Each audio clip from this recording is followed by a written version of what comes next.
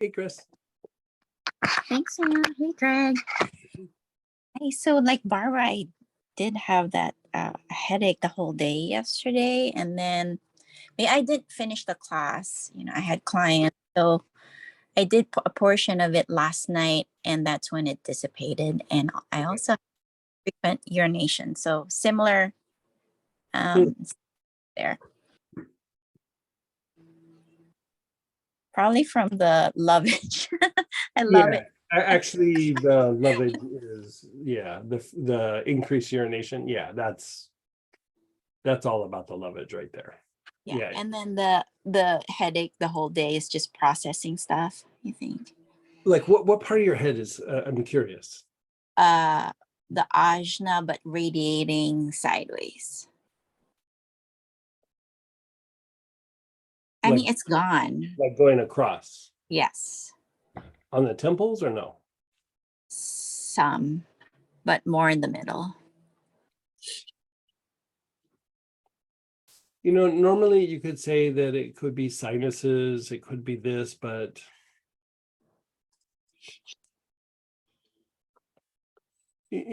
part of that work, like it does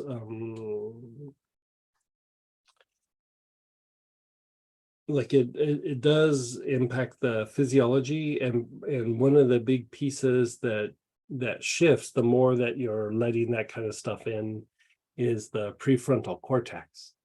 And like even if you go in and you do healing with no plants or anything, and you go in and you do energy healing on the prefrontal cortex, a lot of times it'll give you a headache. It doesn't last for very long, but be it that you go in through the temples or the ajna or even a little bit of the forehead, it will give you a little bit of a headache.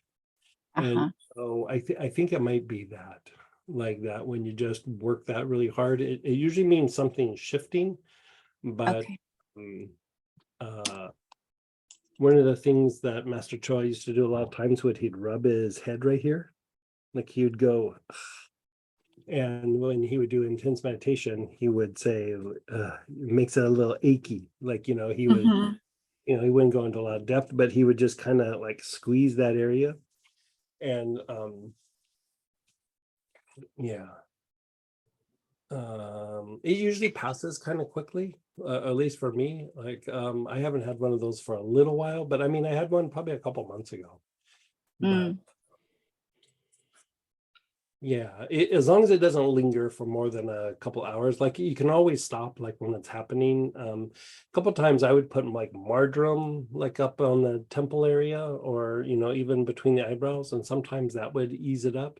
And I found that when I was getting that kind of thing, that my jaws would also feel a little weird. Yes. Yeah. Yes, that's it. I forgot to mention that. The jaws. So like kind of put some on the jaw, and then like you can kind of open the jaw, and don't push this real hard, but you just kind of where you go side to side, where you go, but like open and close as you're going side to side, but don't strain it, just kind of like, Okay. because you're just stretching your jaw.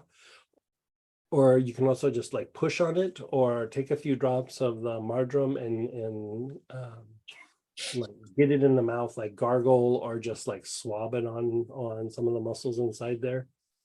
That can be helpful too. Sometimes when the jaw's feeling a little funky, a little bit of either marjoram or a little bit of magnesium, like 3, 4, 500 milligrams, somewhere in there. That should also help. And it doesn't fix it; it just kind of takes the edge off of it. And yeah. Thank you for that. Couple questions on